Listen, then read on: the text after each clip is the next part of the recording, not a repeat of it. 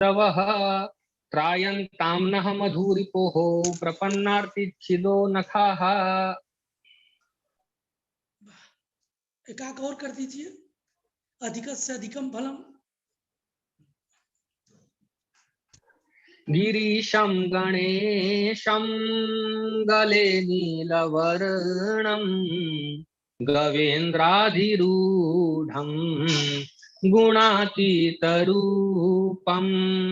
भवं भास्वरं भस्मनाभूषितांगं भवानी कलत्रं भजे पंचवक्त्रं भवानी कलत्रं भजे पंचवक्त्रम्। बहुत अच्छा, बहुत अच्छा, खूब प्रधान, खूब धन्यवाद। अब आज की कक्षा हम आरंभ कर रहे हैं। कल हमने 2 मंगलाचरण करवा दिया था। एक जो है श्री लक्ष्मी रमणम नवमी, भगवान विष्णु का स्मरण रूप, और दूसरा जो है मंगलाचरण अशेष फलदातारम भवाब्धि तरणेतरिम शेषा शेषार्थ लाभार्थम प्रार्थये शेष भूषणम। अब हम अगले मंगलाचरण की तरफ बढ़ते हैं। तीसरा मंगलाचरण है पाणिन्यादि मुनि प्रणम्य पितरम रंगोजी भट्टाभिधम द्वैत ध्वांत निवारणादि फलिकाम पुम भाव वाग्देवताम ढूंढिम गौतम जैमनीय वचन व्याख्यात्रभिर्दूषितान सिद्धांतानुपपत्ति भी प्रकटये तेसाम बचो दूषये। ये तीसरा मंगलाचरण है।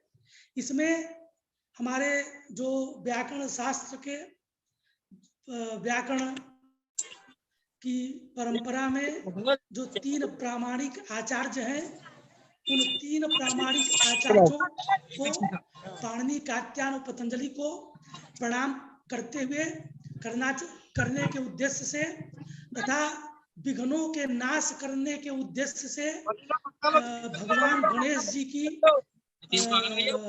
प्रार्थना, भगवान गणेश जी को इस श्लोक में प्रणाम करने के उद्देश्य से ये अगला मंगलाचरण कर रहे हैं कौंड भट्ट। कौंड भट्ट ने लिखते हैं माताजी म्यूट कर दीजिए ना किसी को। पाणिन्यादि मुनि प्रणम्य में पाणिनि आदिर जैसाम ते पाणिन्यादय गौरी समास है, और पाणिन्यादयश्च ते मुनयः इति पाणिन्यादि मुनयः तान पाणिन्यादि मुनीन। ये यहाँ पर जो है बहुव्रीहि समास कर, पाणिन्यादि में बहुव्रीहि समास किया, और फिर पाणिन्यादि मुनीन में जो है यहाँ पर बहुव्रीहि समास किया। पाणिन्यादि मुनीन में कर्मधारय समास कर दिया। पाणिन्यादि में बहुव्रीहि समास और पाणिन्यादि मुनीन में कर्मधारय समास कर दिया। विग्रह मैंने बता ही दिया। पाणिनि आदि में हो जिसके, तो पाणिनि आदि में किसके हैं, तो कात्यायन और पतंजलि के। तो पाणिन्यादि का अर्थ हुआ पाणिन्यादि और पाणिन्यादयश्च ते मुनयः, एक कर्मधारय समास हो गया। तो सब मिला करके द्वितीय व्यक्ति है। चूंकि हमारा प्रणम का जो क्रिया है उसका कर्म है पाणिन्यादि मुनीन, इसलिए यहाँ पर कर्मणि द्वितीय से द्वितीय व्यक्ति हो गई। तो पाणिन्यादि मुनीन का अर्थ हुआ आदि पद से कात्यायन और पतंजलि को पकड़ना है। तो अर्थ हो गया भगवान पाणिनि को प्रणाम करके और कात्यायन को प्रणाम करके और भगवान पतंजलि को प्रणाम करके पाणिन्यादि मुनीन प्रणम्य। फिर कह रहे हैं पितरम प्रणम्य, कहे कि जो भी हो हमारे जो परम जो हमारे पिताजी हैं रंगोजी भट्ट, भट्टोजी दीक्षित के बड़े भाई जो थे वो रंगोजी भट्ट थे। कौंड भट्ट ये बताना चाहते हैं कि हमारे मेरा जो कुल है वो विद्या कुल है, और मैं जो अध्ययन किया हूँ वो अपने कुल से अध्ययन किया हूँ। इस बात को ध्वनित करते हुए हमारे मैं ही केवल नहीं, हमारे पिताजी भी अद्वितीय विद्वान थे, और वो किसके विद्वान थे? वो वेदांतादि अनेक शास्त्रों के विद्वान थे, निष्णात विद्वान थे। इस बात को ध्वनित करते हुए कह रहे हैं पितरम प्रणम्य, अपने पिताजी को प्रणाम करके, पाणिन्यादि तीनों मुनियों को प्रणाम करके और अपने पिताजी को प्रणाम करके। अब पितरम के दो विशेषण दे दिया। पितरम का विशेषण पहला दिया रंगोजी भट्टाभिधम, अभी दधाति इति अभिधा। तो अभिधा माने नाम, तो रंगोजी भट्ट अभिधा, रंगोजी भट्ट अभिधा जस्य पितुः तम रंगोजी भट्टाभिधम पितरम। ये पितरम का विशेषण है। तो यहाँ पर रंगोजी भट्टाभिधम में बहुव्रीहि समास है। रंगोजी भट्ट अभिधा यस्य पितुः स पिता रंगोजी भट्ट, रंगोजी भट्ट रंगोजी भट्टाभिध, रंगोजी भट्ट अभिधा यस्य पितुः स पिता रंगोजी भट्टाभिध पिता, और तम रंगोजी भट्टाभिधम पितरम प्रणम्य। रंगोजी भट्ट जिनका नाम है, लोक में जिनका ख्याति रंगोजी भट्ट के नाम के रूप में हुई है, ऐसे अपने पिताजी को प्रणाम करके। ये दूसरा विशेषण हो गया। भाई सब लोग अपना वीडियो खोल लीजिए, सब वीडियो खोल के बैठिए। आचार्य पढ़ा रहे हैं, वीडियो पूरा होना चाहिए सबका, कोई बंद करके मत बैठिए, सब खोल के बैठिए। हाँ एक बार, हाँ दिखते रहिए। हाँ सब खोल के बैठिए, दिखना चाहिए। पितरम प्रणम्य। फिर कह रहे हैं पुंभाव वाग देवताम पितरम प्रणम्य। पुंसो भाव पुंसो वाचाम देवता वाग देवता, पुंसो भावा पुम भावा चासौ वाग देवता इति पुम भाव वाग देवता, तम इति पुम भाव वाग देवताम पितरम प्रणम्य। माने पुलिंग रूप, पुलिंग मानो हमारे पिताजी कैसे हैं? तो हमारे पिताजी वाग देवता माने साक्षात सरस्वती, वाचाम देवता वाग देवता सरस्वती। तो हमारे पिताजी वाग देवता सरस्वती के पुम भाव रूप थे, पुम विग्रह थे, अर्थात मानो साक्षात सरस्वती हमारे पिताजी के रूप में साक्षात अवतार ले ली हो। ऐसे जो हमारे पिताजी है पुम भाव वाग देवताम पितरम प्रणम्य, ये भी पितरम का विशेषण है। अब पुम भाव वाग देवताम में पुम भाव वाग देवताम पितरम प्रणम्य, तो पुम भाव वाग देवता का विशेषण एक और दे रहे हैं, वो है द्वैत ध्वांत निवारणादि फलिकाम। तो द्वैत ध्वांत निवारणादि फलिकाम का अर्थ हुआ इतः ज्ञातः, यहाँ पर इतः माने ज्ञातः, द्वाभ्याम प्रकाराभ्याम इतः ज्ञातः इति द्वैतः। दो प्रकार से जो ज्ञात है, दो प्रकार से का मतलब होगा, द्वैत का मतलब होगा कि जड़त्व और अजड़त्व, चेतन और अचेतन के रूप में ज्ञात को क्या कहते हैं? द्वैत भाव। द्वैत माने जगत भी है और ब्रह्म भी है। ब्रह्म और जगत का जो है, जो भाव है वो द्वैत भाव है। ब्रह्म अपि अस्ति और जगत अपि अस्ति, तो ये जो भाव है ये भाव कहलाता है द्वैत भाव। तो इसी को कह रहे हैं कि द्वाभ्याम माने चेतना चेतनाभ्याम प्रकाराभ्याम इतः ज्ञातः इति द्वितः तत्र भवम इति द्वैतम। द्वैत का अर्थ हुआ कि चेतन अचेतन रूप से जो ज्ञात है, तो चेतना माने जगत भी है और जो है क्या कहते हैं ब्रह्म भी है। दो प्रकार से जब जो होता है वो मिथ्या ज्ञान कहलाता है। वस्तुतः ब्रह्मातिरिक्तम किमपि तत्वम नास्ति, इसलिए अद्वैत का जो ज्ञान है वह अद्वैत का ज्ञान जो है वो हमारा क्या है? परम ज्ञान है। और द्वैत ज्ञान जो है वो मिथ्या ज्ञान हुआ। तो द्वैत का ज्ञान जो है वो अंधकारात्मक ज्ञान है। तो इसलिए ध्वांत का ये विशेषण है, द्वैतम च तद्ध्वांतम इति द्वैतध्वांतम। ध्वांत का अर्थ होता है अंधकार, तम, ध्वांतम तम।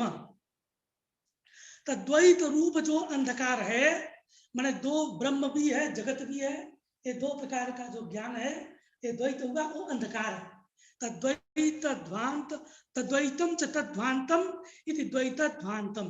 तद्वैत ध्वांत निवारणादि फलिकाम, माने द्वैत द्वैत द्वैत ध्वांतम निवारणादि फलम जस्याताम इति द्वैत ध्वांत निवारणादि फलिकाम। यहाँ बहुब्रीहि समास हो गया। द्वैत द्वैत ध्वांत में कर्मधारय समास है। द्वैतम च तद्ध्वांतम इति द्वैत ध्वांतम द्वैत रूपम द्वैत रूप अंधकार द्वैत रूपम तमः, ये अर्थ हुआ द्वैत ध्वांत का। और द्वैत ध्वांत निवारणादि फल है जिसका, ऐसे पुंभावभाग देवता जो है हमारे पिताजी रंगोजी भट्ट पिताजी हमारे जो है द्वैत का रूप अंधकार का निवारणादि जिनका फल है। निवारणादि में आदि पद से दो और पकड़ते हैं। निवारण में माने द्वैत का अंधकार का निवारण, और दूसरा कहते हैं मोक्ष, मोक्ष और सज्ञान संग्रह। मोक्ष का भी यहाँ पर संग्रह होता है आदि पद से, माने मोक्ष रूप तत्व को भी वो बताते हैं। एक अंधकार का निवारण कर दिया, और एक जो है हमारा जो है अज्ञान का निराकरण करके हम जो है मोक्ष का ज्ञान करा देने वाले हमारे जो है रंगोजी भट्ट पिता हैं। तो द्वैत ध्वांत निवारणादि फलिकाम पुंभाव बाग देवताम रंगोजी भट्टाभिधम पितरम प्रणम्य। तो एक बार किया पाणिन्यादि मुनीन प्रणम्य, फिर कह दिया द्वैत ध्वांत निवारणादि फलिकाम, द्वैत रूप जो अंधकार है उसका निवारणादि फल है जिसका, ऐसा जो पुलिंग के पुरुष रूप में साक्षात सरस्वती अवतार ले ली हो, ऐसे जो हमारे पिताजी रंगोजी भट्ट उनको प्रणाम करके। तीसरा कह रहे हैं कि ढूंढी प्रणम्य, ढूंढी को प्रणाम करके। ढूंढी का है ढूंढति अन्विष्यति प्रतिबंधकान विनाशितुम इति ढूंढिर गणेश। ढूंढी का अर्थ है गणेश। ढूंढी प्रणम्य अर्थात गणेशम प्रणम्य। ढूंढ ढूंढ धातु है, ढूंढ धातु से औणाधिक इनी प्रत्यय करके ढूंढी बनता है। इसका ढूंढी का विग्रह करते हैं ढूंढति अन्विष्यति अन्विष्यति प्रतिबंधकान विनाशितुम, माने जो प्रतिबंधकों को का अन्वेषण करके उसका नाश कर देता हो वह है ढूंढी। तो भगवान गणेश जो है वो विघ्नों का नाश करने वाले हैं, इसीलिए हम प्रार्थना करते हैं कि विघ्नेश्वराय वरदाय, तो इसलिए विघ्नेश्वर है, विघ्न का नाश कर देने वाले हैं, इसलिए हम जो है गणेश जी को भी प्रणाम करके ढूंढिम प्रणम्य। अब आ गया कि इनको प्रणाम करके आप करना क्या चाहते हैं, कि इनको प्रणाम करके हम वैयाकरण सिद्धांत को बताना चाहते हैं। वैयाकरण के जो दार्शनिक सिद्धांत हैं उनको बताना चाहते हैं। तो वही कह रहे हैं कि इन पाणिन्यादि तीनों मुनियों को प्रणाम करके और अपने पिताजी को प्रणाम करके और पितरम का 3 विशेषण बता दिया, दे दिया। फिर ढूंढिम प्रणम्य। अब कह रहे हैं गौतम जैमनीय वचन व्याख्यात्रिभिर दूषिता।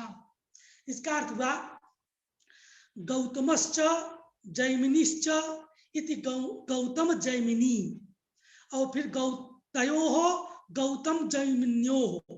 तो गौतम जैमिन्योः इमानि वचनानि इति गौतम जैमिनीय वचनानि। गौतम जैमिनी में द्वंद्व समास हुआ, इतरेतर योग द्वंद्व। गौतमश्च जैमिनिश्च इति गौतम जैमिनी। गौतम जैमिन्योः, जब हम षष्ठी तत्पुरुष करेंगे, षष्ठी विभक्ति करेंगे द्विवचन में, तो गौतम जैमिन्योः इमानि वचनानि। तो एक सूत्र है जो है वो क्या कहते हैं वृद्धाक्ष, तो वृद्धाक्ष वो 6 प्रत्यय कर देता है तस्येदम, तस्येदम के अधिकार में है। तो वृद्धाक्ष ने 6 प्रत्यय कर दिया, तो अर्थ हो गया गौतम जैमिनीय वचनानि। गौतम जैमिन्यो इमानि वचनानि इति गौतम जैमिनीय वचनानि। ठीक, तो गौतम और जैमिनी माने मीमांसा के, तो न्याय और मीमांसा के को का जो वचन है उस वचन तेसाम वचना नाम, तो गौतम जैमिनीय वचनानि हो गया, और गौतम जैमिनीय वचना नाम व्याख्यातार इति गौतम जैमिनीय वचन व्याख्यातार तैहि गौतम जैमिनीय वचन व्याख्यातृभिर बन गया। तो इसका मतलब है हुआ कि गौतम और जैमिनी माने न्याय के साथ हमारा विरोध नहीं है, गौतम के साथ ऋषि के साथ हमारा विरोध नहीं है, जैमिनी ऋषि के साथ विरोध नहीं है। गौतम और जैमिनीय के वचनों के जो व्याख्याता है अर्थात सूत्रकार के साथ मेरा विरोध नहीं है। कौन भट्ट कहना चाहते हैं मेरा जो विरोध है वो विरोध गौतम न्याय और मीमांसा के वचनों के जो व्याख्याकार हैं उन वचनों के व्याख्याकारों ने जिन सिद्धांतों को दूषित कर दिया है, अर्थात वैयाकरणों के जो सिद्धांत को अपसिद्धांत बना दिया, उन अपसिद्धांतों का उद्धार करने के लिए और उनके वचनों को दूषित करने के लिए हम जो है हम गणेश जी को प्रणाम करते हैं। कर गया क्या? हाँ, क्या हुआ? ठीक है बच्चे, नहीं मेरा वैसा कुछ ऐसे प्रॉब्लम हो गई, ठीक है बोले। तो कह दिया कि धुंधिम प्रणम्य, तो हम पाणिन्यादि 3 मुनियों को प्रणाम करके, अपने पिताजी को प्रणाम करके और गणेश जी को प्रणाम करके क्या करना चाहते हैं? तो गौतम जैमिनीय वचन व्याख्यातृभिर दूषितान सिद्धांतान, तो गौतम और जैमिनी के वचनों के जो व्याख्याकार हैं उन व्याख्याकारों ने जिन सिद्धांतों को दूषित कर दिया है उन सिद्धांतों को उपपत्ति भी माने साधक बाधक युक्ति उपपत्ति उच्यते। साधिका युक्ति और बाधिका युक्ति, तो अपने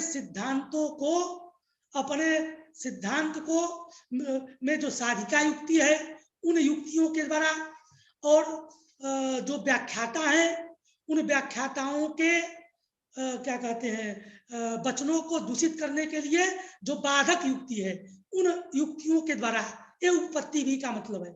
उपपत्ति भी का मतलब हुआ साधक बाधक युक्ति भी, स्वमते यानी या साधक युक्तयः परमते या बाधक युक्तयः, अपने मत में जो साधक युक्ति है दूसरे के मत में जो बाधक युक्ति है, उन युक्तियों के द्वारा हम सिद्धांतों को प्रकट करने के लिए और उनके वचन को दूषित करने के लिए हम गणेश जी को प्रणाम करते हैं, अपने पिताजी को प्रणाम कर रहे हैं और पाणिन्यादि 3 मुनियों को प्रणाम कर रहे हैं। मैं समझता हूँ इस अर्थ का, इसका जो अर्थ है श्लोक का वो स्पष्ट ही है कि इसका सब मिला के अर्थ हुआ कि गौतम जैमिनीय के वचनों के जो व्याख्याकार है, जो व्याख्याता है, उनके द्वारा जिन वैयाकरण सिद्धांतों को दूषित कर दिया गया है उन सिद्धांतों को उपपत्तियों के द्वारा, उपपत्ति माने साधक युक्ति और बाधक युक्ति के द्वारा, अपने मत में जो साधक युक्ति है दूसरे के मत में जो बाधक युक्ति है उन युक्तियों के द्वारा हम उन सिद्धांतों को प्रकट कर रहे हैं और उनके वचन को दूषित कर रहे हैं। करने के लिए हम जो है पाणिन्यादि 3 मुनियों को प्रणाम करते हैं और अपने पिताजी को प्रणाम कर रहे हैं और गणेश जी को प्रणाम करते हैं। ये इसका सब मिला के अर्थ हुआ। अब जो है हम अगले श्लोक में चलते हैं। जो है ये अर्थ स्पष्ट है इसका। अब आ गया अगला मंगलाचरण। नत्वा गणेश पादाब्जम गुरून अथ सरस्वतीम श्री कौंड भट्ट कुरुवेहम वैयाकरण भूषणम। तो कहे कि अब चौथा मंगलाचरण कर रहे हैं। कुछ पुस्तकों में यह मंगल श्लोक नहीं मिलता है और कुछ में मिलता है, तो जिनमें नहीं मिलता है वो भी पढ़ ले, जिनमें मिल रहा है वो तो सुन ही रहे हैं। तो नत्वा गणेश पादाब्जम, गणेश के जो पैर हैं, गणेशस्य पादौ, गणेश पादौ, गणेश के जो पैर हैं वो कमल रूप हैं। तो गणेश पादाब्जम नत्वा, कमल रूप जो भगवान गणेश जी के पैर हैं उनको नमस्कार करके, और गुरुन नत्वा, और अपने गुरु जी को प्रणाम करके, बहुवचन इसलिए कह दिया कि आत्मनि गुरु बहुत्तम, अपने में गुरु जी में बहुवचन का प्रयोग करना चाहिए। तो गुरुन प्रणम्य और अत सरस्वती प्रणम्य, और सरस्वती जी को प्रणाम करके, सरस्वती जी को प्रणाम करके श्री कौंड भट्ट, मैं श्री से युक्त जो कौंड भट्ट, श्री कौंड भट्ट वैयाकरण भूषणम अहम कुर्बे, श्री कौंड भट्ट अहम वैयाकरण भूषणम कुर्बे। इसका अर्थ हो गया कि गणेश के कमल रूप जो पैर हैं उनको प्रणाम करके, गुरु जी को प्रणाम करके, और सरस्वती का मतलब सरह अस्ति, सरस यहाँ पर विद्या का द्योतक है, सरस्वती, सरह अस्ति अस्याः इति सरस्वती ताम सरस्वतीम, सरस्वती प्रणम्य।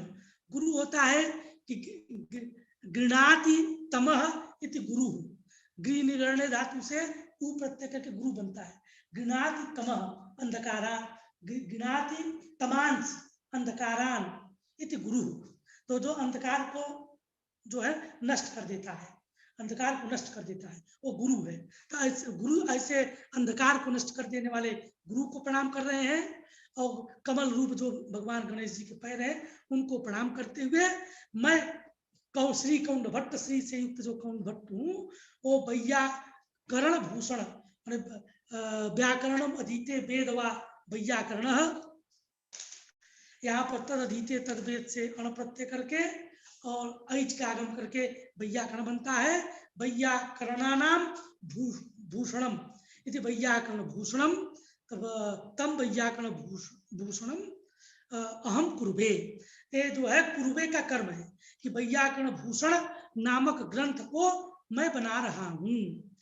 अब यहाँ पर एक दो प्रश्न आता है कि एक तो जो है कौंड भट्ट अपना नाम क्यों लेते हैं, क्योंकि नियम है आत्मनाम गुरोर्नाम नामाति कृपणस्य च श्रेयस कामो न गृह्णीयात् ज्येष्ठापत्र कलत्रयो। कह दिया कि अपना नाम, गुरु का नाम, आत्मनाम गुरोर्नाम नामाति, अवति कृपण का नाम भी नहीं लेना चाहिए, श्रेयस्कर काम में इनका नाम नहीं लेना चाहिए। तो कह भैया श्री कौंड भट्ट अपना नाम कैसे ले लिए, श्री कौंड भट्ट अहम कुर्बे। तब उसका समाधान दिया जाता है सामान्य रूप से कि जो है एक दो समाधान प्रसिद्ध है। तो एक समाधान ये है कि कंठ तालवादी स्थानों के द्वारा माने बैखरी उच्चारण नहीं करना चाहिए, बैखरी वाणी के द्वारा उनका उच्चारण नहीं करना चाहिए। कंठ तालवाद या विख्यात से उनका नहीं नाम नहीं,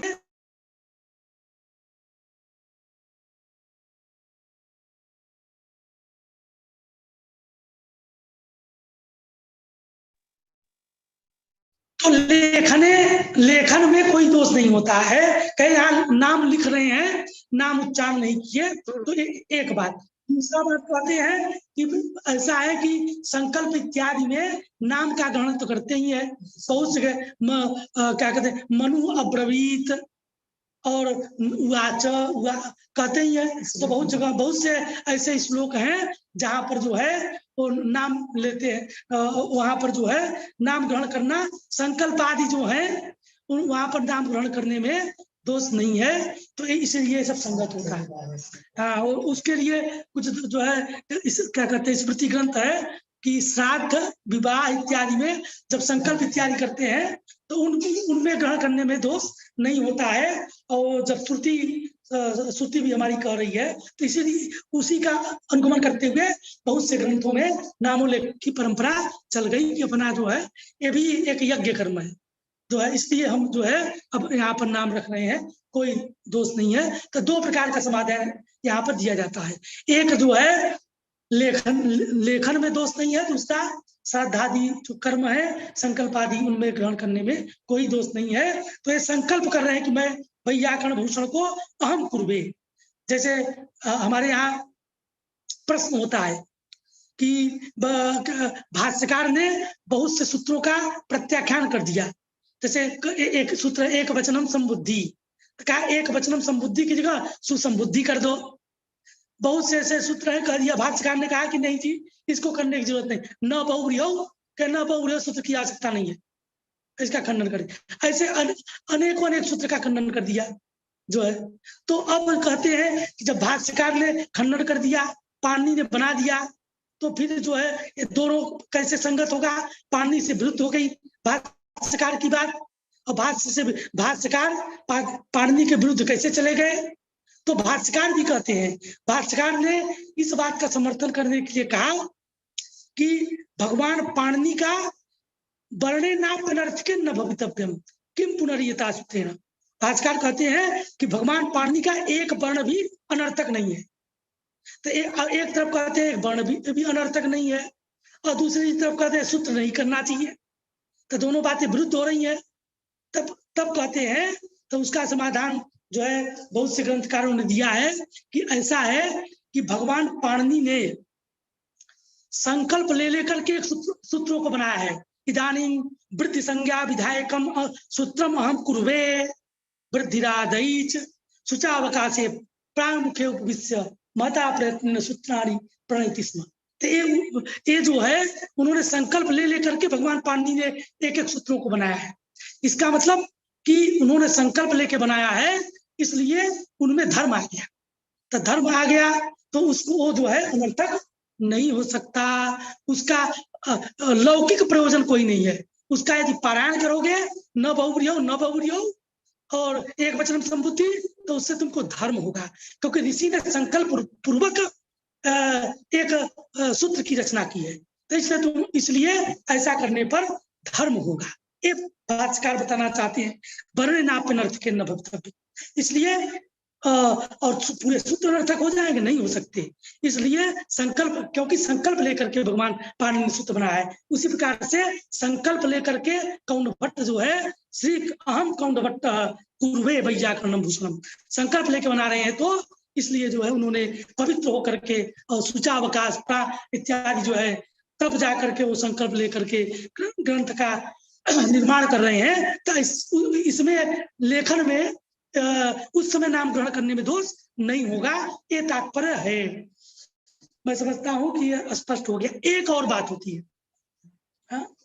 क्या स्पष्ट नहीं हो रहा क्या? नहीं ठीक है। अब कह रहे हैं यहाँ पर जो है एक बात, अब यहाँ पर कुर्वे हम, तो कहे क्रिया क्री धातु जो है वो हमारा क्या कहते हैं स्वरित ईत उभयपदी है, दुक्रिय करणे, तदुक्रिय करणे है। तो स्वरित ईत कर्तव्य प्राय क्रिया फले, तो जब उभयपदी है, जब क्रियाजन्य फल जो है जब जो है स्वगामी हो, तो तब जाकर के यहाँ पर आत्मनेपद होगा।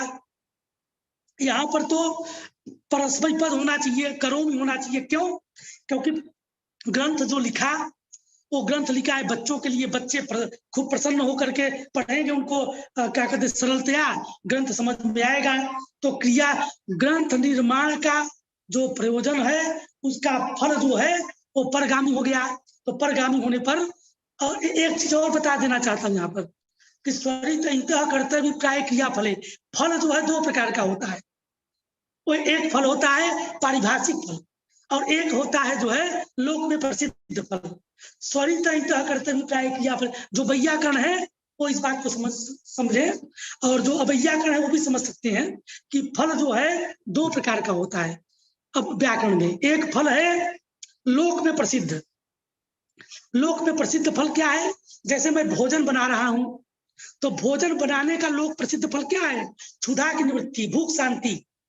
तो भूख शांति पच धातु का, पचति कहने पर पच धातु का लोक में प्रसिद्ध जो फल है वो क्षुध निवृत्ति है। क्षुध निवृत्ति माने भूख की शांति, ये जो है पच धातु का लौकिक फल है। दूसरा पारिभाषिक फल भी होता है, पच धातु का पारिभाषिक फल है विकृति। जैसे पच धातु का अर्थ होता है विकृत अनुकूल व्यापार, तो विकृति जो है वो हमारा पारिभाषिक फल है। इस व्याकरण शास्त्र में हमको पारिभाषिक फल की भी आवश्यकता है और लोक में प्रसिद्ध फल की भी आवश्यकता है।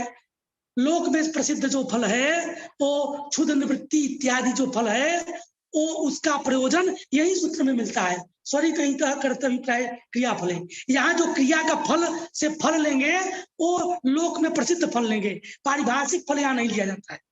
यहाँ पर फल से क्या पकड़ते हैं, फल से लोक में प्रसिद्ध फल पकड़ते हैं। तो यहाँ पर ग्रंथ निर्माण का लोक प्रसिद्ध फल हुआ बच्चों को सरलतया बोध, बच्चों को बालकों को वैयाकरण सिद्धांतों का सरलतया बोध, ये जो हुआ ये ग्रंथ निर्माण का लोक प्रसिद्ध फल है। तो लोक प्रसिद्ध फल जब हो गया तो यहाँ पर क्या होना चाहिए, यहाँ पर होना चाहिए परस्मयी पद, तो परगामी क्रिया फल हो रहा है, लोक प्रसिद्ध फल परगामी होगा। तो यहाँ पर क्या होना चाहिए, पर क्रिया का फल यदि परिगामी हो तो परस्मयी पद होगा।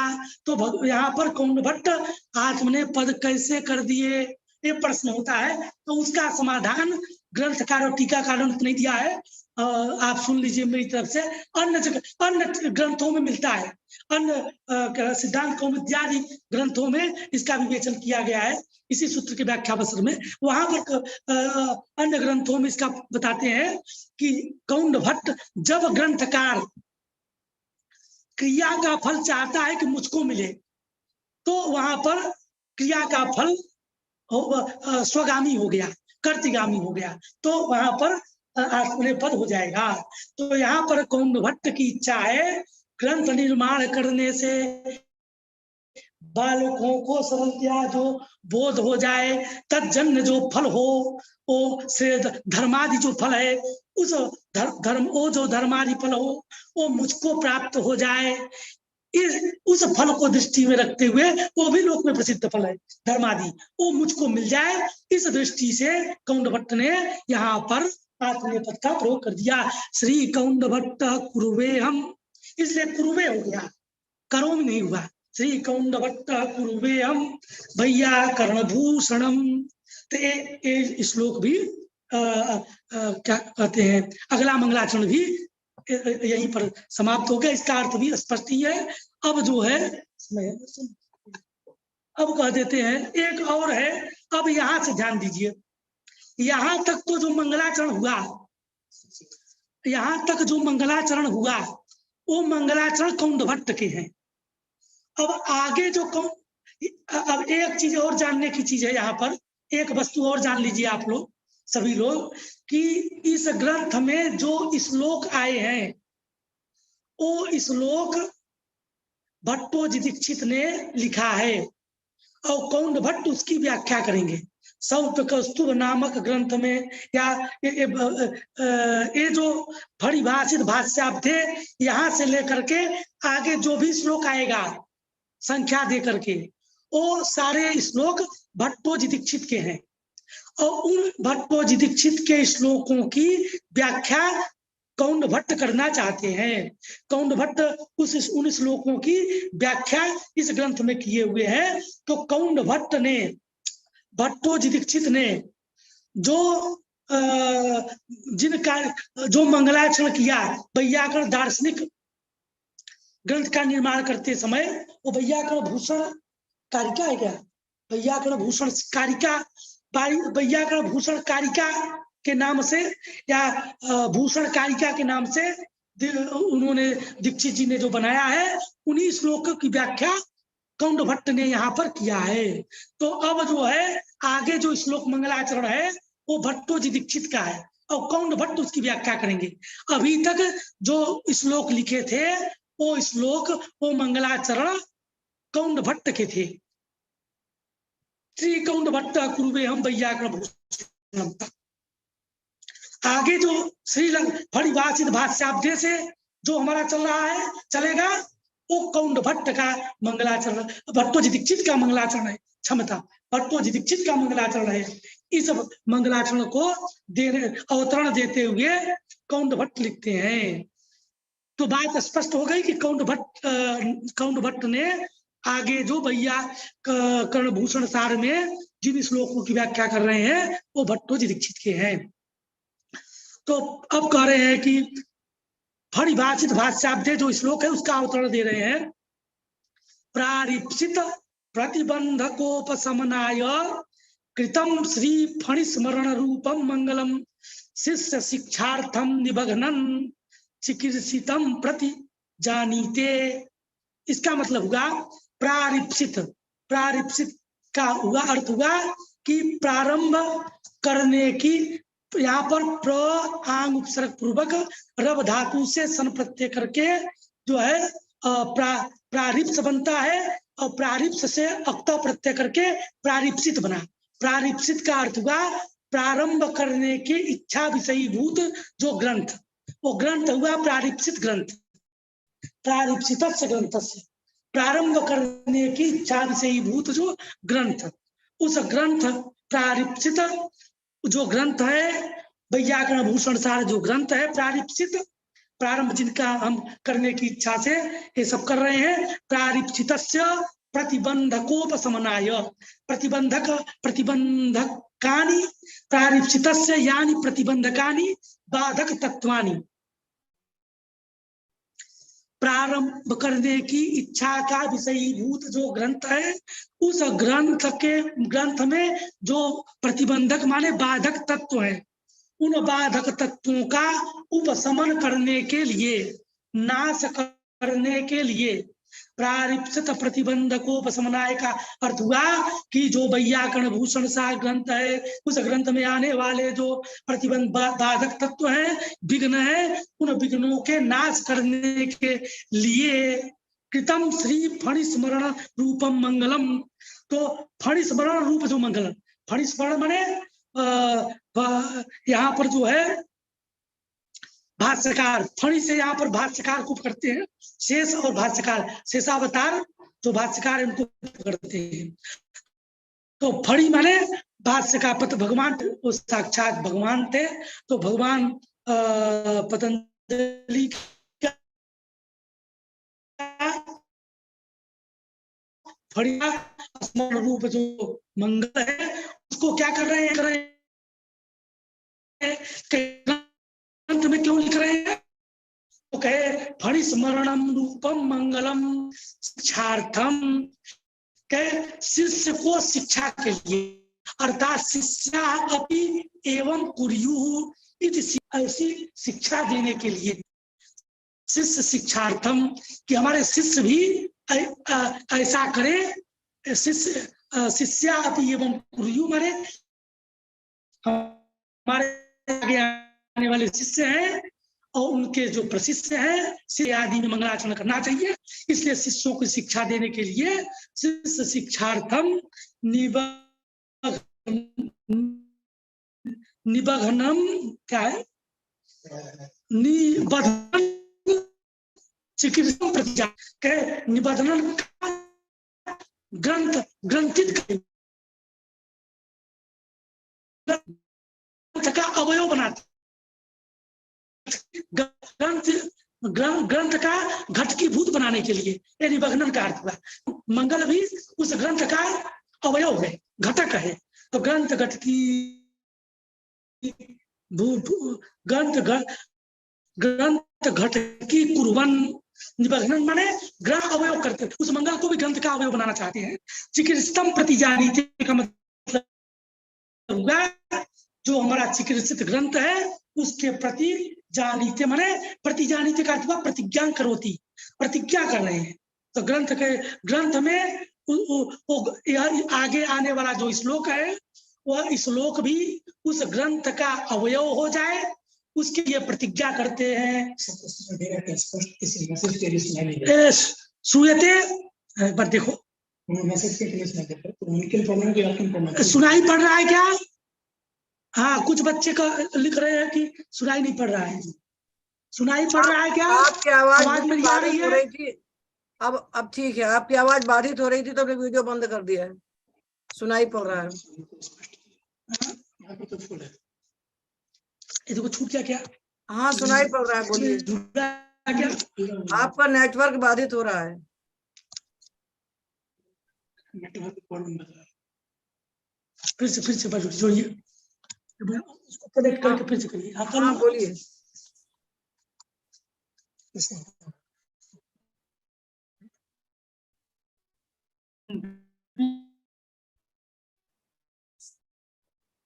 हमें वो नहीं दिख रहा है, हम दिख रहे हैं। कितने जादू कहलाता है। हाँ बोलिए, अब आरंभ कीजिए। आवाज आ रही है? हाँ आ रही है, बोलिए। आ रही है? हाँ, आ रही है, आ आवाज आ रही रही है। है माता जी? जी हाँ बोलिए। अटक रही है आवाज आपकी। सम्यक न आवाज आ रही श्रूयते। है? नहीं, सम्यक न श्रूयते। नहीं आ रही। देखो सम्यक न श्रूयते। क्या करें हम? किन करनी है? डाटा किसी से हॉटस्पॉट इन लोगों को यही रखना चाहिए जो हम रखते हैं यार। क्या मोबाइल से कर रहे होंगे? लीव हो गए, वापस नहीं। ज्वाइन फिर से करेंगे, रिज्वाइन।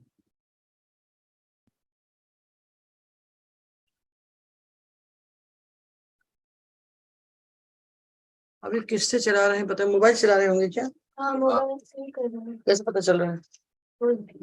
हैं, क्वालिटी से कनेक्ट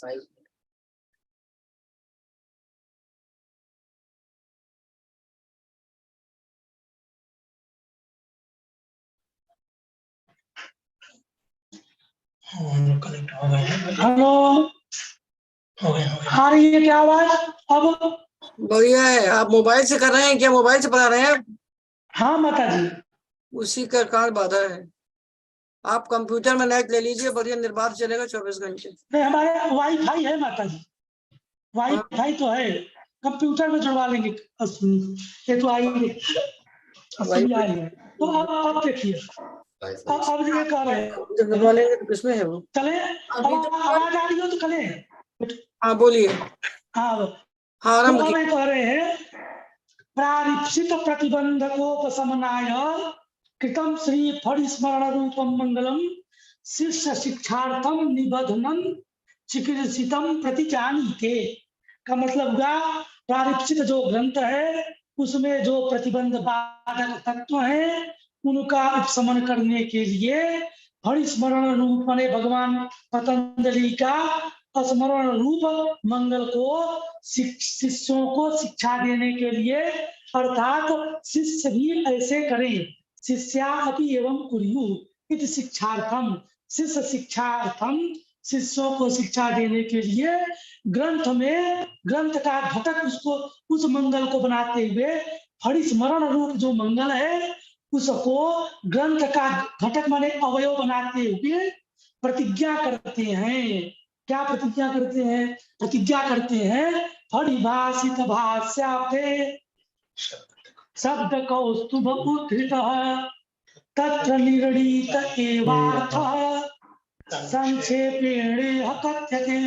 मतलब हुआ कि फणिना भाषित इति फणिभाषित और भाष्यम एवं अवधि इति भाष्यावधि। फणिभाषितश्चासौ भाष्यावधि इति फणिभाषित भाष्यावधि। फणिना भाषित इति फणिभाषित, यहाँ तृतीया तत्पुरुष समास हो गया। फणिभाषितश्चासौ भाष्यावधि, पहले भाष्यावधि में जो है कर्मधारय समास कर लीजिए। भाष्यम एवं अवधि इति भाष्यावधि। भाष्य रूप जो समुद्र है, इसी वो समुद्र है। भाष्य महाभाष्य ग्रंथ जो है उसको आकर ग्रंथ कहते हैं, इसीलिए क्योंकि वो समुद्र के समान है। जिस प्रकार से अवधि माने समुद्र, समुद्र माने रत्नाकर, रत्नाकर से यदि सारे रत्नों को, बहुत से रत्नों को निकाल भी लोगे तो रत्नाकर फिर भी रत्नाकर ही रहेगा। समुद्र को रत्नाकर रत्न उसका खत्म हो जाएगा, ऐसी बात नहीं है। उसी प्रकार से हमारा जो भाष्य है उसमें से आप सिद्धांतों को निकालते जाओ तो बहुत से सिद्धांत निकाल भी लोगे तो सारे सिद्धांत निकाल लोगे, खत्म हो जाएंगे ऐसी बात नहीं है, इसलिए यहाँ रूपक दे दिया कि भाष्याब्धे, जिस प्रकार से रत्नाकर में से रत्नों को निकाल भी लोगे तो भी रत्नाकर ही रहेगा, उसी प्रकार से भाष्य से सिद्धांतों के निकाल लोगे तो भी वो आकर ही रहेगा, सिद्धांत सारे खत्म हो जाएंगे, ऐसी बात नहीं है। इसलिए इस बात को दृष्टि में रखते हुए यहाँ पर रूपक दे दिया कि भाष्यम एवं अवधि भाष्याब्धि तस्मात् भाष्याब्धे। तो अब कह दिया तो भाष्यम एवं अवधि भाष्याब्धि कर्मधारय समास, फणिनाभाषित फणिभाषित ये जो है तत्पुरुष समास, और फणिभाषित चासौ भाष्याब्धि इति फणिभाषित भाष्याब्धि तस्मात् पंचमी व्यक्ति है फणिभाषित भाष्याब्धि। तो इसका मतलब होगा तो फण अस्ति अस्य इति फणी, फण जिसमें हो, भगवान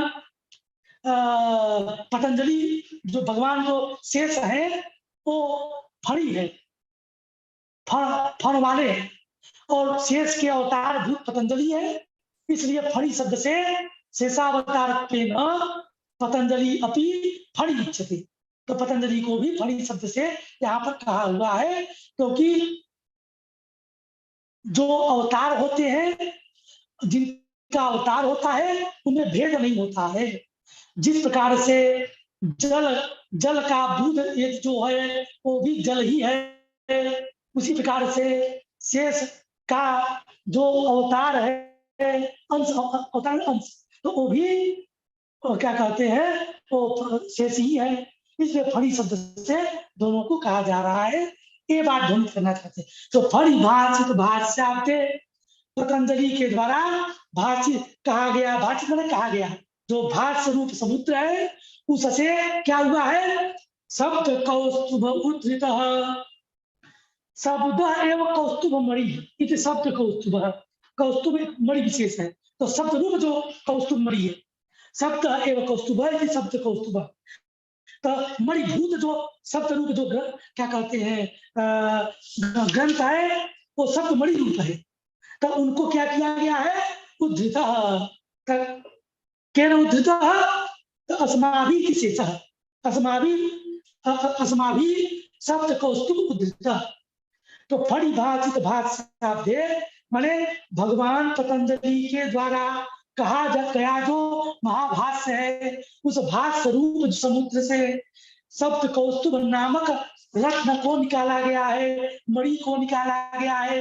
भट्टोजी दीक्षित ने शब्द कौस्तुभ नामक ग्रंथ लिखा है भाष्य सिद्धांतों को लेकर के, तो इसी बात को ध्वनित करने के ये कह रहे हैं कि शब्द कौस्तुभ में जो सिद्धांत है वो सिद्धांत भाष्य सम्मत सिद्धांत है, इस बात को ध्वनित करने के लिए कह रहे हैं फणिभाषित भाष्याब्धे शब्द कौस्तुभ उद्धृत, अस्माभि भट्टोजी दीक्षित ही उद्धृत, निष्कासित, उद्धृत माने निष्कासित, तो फणिभाषित भाष्याब्धे शब्द कौस्तुभ उद्धृत, और तत्र निर्णीत एवार्थ, तत्र माने शब्द कौस्तुभे माने भाष्य सिद्धांत को लेकर के, भाष्य सिद्धांत को लेकर के शब्द कौस्तुभ नामक निकला हुआ जो ग्रंथ है, उस ग्रंथ में निर्णीत एवं अर्थ, निश्चित किया गया जो अर्थ है भाष्य के से सम्मत सिद्धांत शब्द कौस्तुभ में है,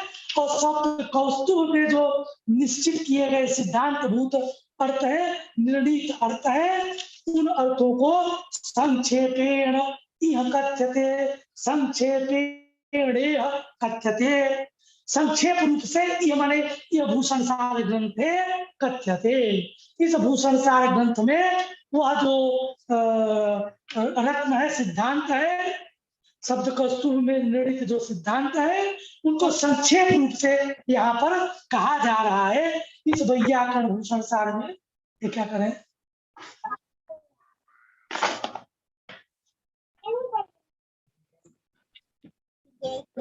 कुछ नहीं तो कह दिया कि पतंजलि के द्वारा कहा गया जो भास्वरूप समुद्र, उस समुद्र से कुछ कहा नहीं ना, पतंजलि के द्वारा कहा गया भास्वरूप जो समुद्र, उस समुद्र से शब्द कौस्तुभ नामक शब्द कौस्तुभ मणि रूप जो हमारा जो ग्रंथ है उसको निकाला गया है।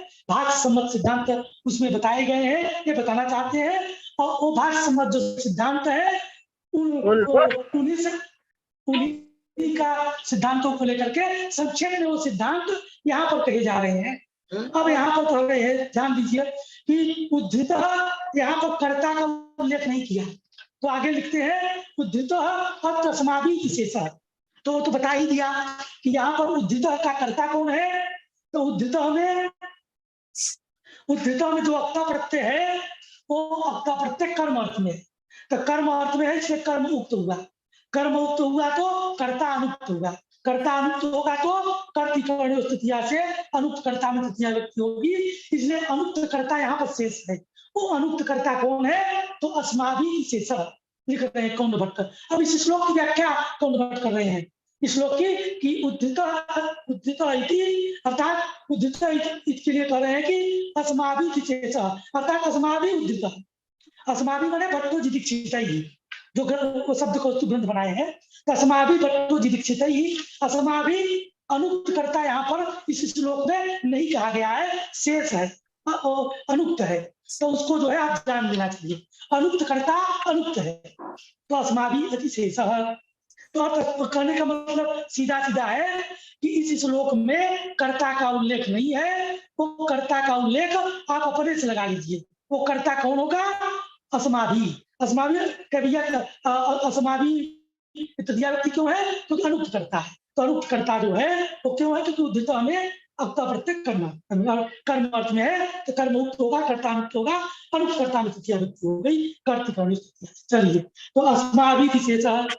अब कह दिया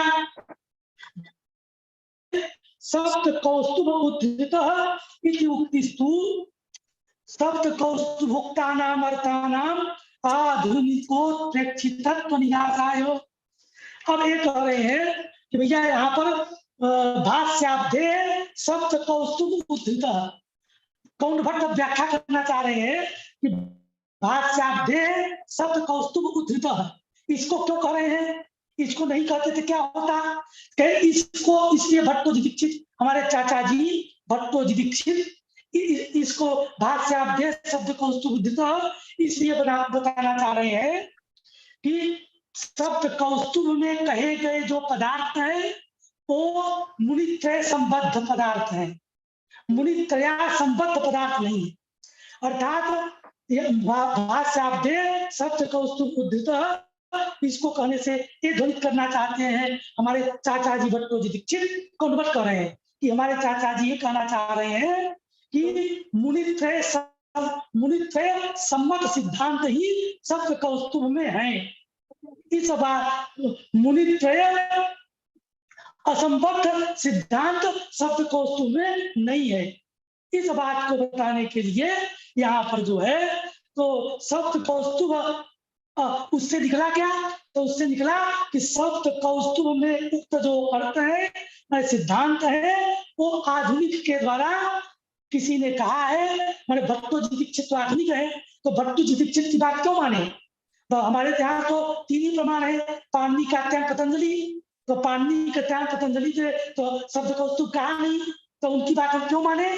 तो इस बात को बताते हुए कह रहे हैं कि शब्द कौस्तुभ को भी आप प्रमाणभूत मानिए, क्योंकि भाष्याब्धे शब्द कौस्तुभ उद्धृत, परिभाषित भाष्याब्धे शब्द कौस्तुभ उद्धृत। शब्द कौस्तुभ जो है वो भाष्य शब्द कौस्तुभ में भाष्य सम्मत ही सिद्धांत है, आधुनिक में किसी ने नहीं कहा है। आधुनिकोत्प्रेक्षित निराशाय, आधुनिक ने किसी ने कहा है शब्द कौस्तुभ ग्रंथ को और इसलिए उसकी बात नहीं मानी जाएगी, व्याकरण संप्रदाय में उनकी बात क्यों मानी जाए। इस बात का निरसन करने के लिए बताना चाहते हैं कि शब्द कौस्तुभ को की बात भी मानो। इस बात को बताने के लिए कर रहे हैं भाष्याब्धे शब्द कौस्तुभ उद्धृत, तो शब्द कौस्तुभोक्ता नाम अर्थ। अगली कक्षा का समय हो गया, विष्णु जी दूसरे विद्यार्थी आ चुके हैं। अगली कक्षा का समय हो गया है, दूसरी क्लास से यहाँ से आवाज आ रही है? यहाँ से विष्णु जी दूसरी कक्षा का समय हो गया है, दूसरे की कक्षा होगी अब। बस माता जी अब संक्षेप कर रहे हैं, बस हाँ, कर संक्षेप में 2 लाइन इस श्लोक की हाँ। बात खत्म कर दे, हाँ, बोल अगला दीजिए। श्लोक रहेगा माता जी। हाँ, बोल दीजिए। इस श्लोक की बात खत्म कर देते हैं। हाँ, तो बोल वही दीजिए। कह रहे हैं, अन्यथा यदि भाष्यार्थे शब्द कौस्तुभ उद्धृत नहीं कहेंगे तो अन्यथा अन्यथा तद मूलकस्य, तो शब्द कौस्तुभ जो है वो आधुनिकों ने कहा है, और शब्द कौस्तुभ के सिद्धांतों को इस वैयाकरण भूषण में कहा गया। तो वैयाकरण भूषण के सिद्धांत भी भाष्य मुनित्रय संबद्ध सिद्धांत नहीं है, उनको भी नहीं माना जाएगा। इस बात को हटाने के लिए उस तन मूलक इस ग्रंथ में जो सिद्धांत है वो भी मुनित्रय संबद्ध है, इस बात को बताने के लिए ये कह रहे हैं। अन्यथा तन मूलकस्य अस्य ग्रंथस्य आधुनिक कोश प्रेक्षिता सारत्वापत्तौ पाणिनीयानाम अनुपादेयता पत्ते। अन्यथा यदि हम भाष्याब्दे शब्द को सुबुद्धित नहीं करते तो शब्द कौस्तुभ मूलक इस ग्रंथ भी पाणिनि व्याकरण में अनुपादेय होने लगता। इस ग्रंथ का भी पाणिनि व्याकरण में कोई उपादेय नहीं रहता, पाणिनि व्याकरण के लिए महत्वपूर्ण नहीं रह जाता। तो यह ग्रंथ भी पाणिनि व्याकरण में उपयोगी है, इस बात को बताने के लिए भाष्याब्दे शब्द कौस्तुभ कहा है हमारे चाचा जी ने। तत्निर्णीत इत्युक्तिस्तु, अब कहा कि तत्निर्णीत एवार्थ संक्षेपेण यथते, इसको क्यों कह रहे हैं? तो उसको कह रहे हैं कि तत्निर्णीत, इसको क्यों कह रहे हैं इस श्लोक में? तो उसको बताते हुए कह रहे हैं कौंड भट्ट कि तत्निर्णीत इत्युक्ति इतोपि अधिकम जिज्ञासुभिः सप्त कौस्तुभे द्रष्टव्यम इति ध्वनयितुम। भैया कि यहाँ पर संक्षेप में कह रहे हैं, इसका मतलब यदि इससे अधिक जानना चाहो तो शब्द कौस्तुभ नामक ग्रंथ में आप जाके देखो। इसका मतलब इतोपि अधिक जिज्ञासु भी, इससे अधिक जो जानने की इच्छा रखने वाले हैं, वैयाकरण भूषण सार में जो बता रहे हैं उससे अधिक यदि जानना चाहते हो तो शब्द कौस्तुभ नामक ग्रंथ को देखो। इस बात को ध्वनित करने के लिए यहाँ पर जो है तत्निर्णीत एवार्थ संक्षेपेण ये बात बता रहे हैं। यहाँ पर कौंड भट्ट ने इस श्लोक की भाष्यार्थ इस श्लोक की व्याख्या कर दिया, तो मेरे द्वारा भी इसका शब्दार्थ और जो विशिष्टार्थ था वो बता दिया गया। अब अगली कक्षा जो है हम कल करेंगे, कल भी 6 से 7 ही रखते हैं। तो माता जी प्रणाम। तो आज यही समाप्त करते हैं माता जी। आज यही विराम दीजिए। हाँ, और कल फिर 6 बजे होगा, और हफ्ते में 3 दिन कक्षाएं आपकी रखेंगे। 3 दिन माता जी, तब 3 दिन व्याख्यान आपका होगा, जी ताकि माता जी 3 दिन 3 दिन लोग बचा सकेंगे। हाँ, हाँ 3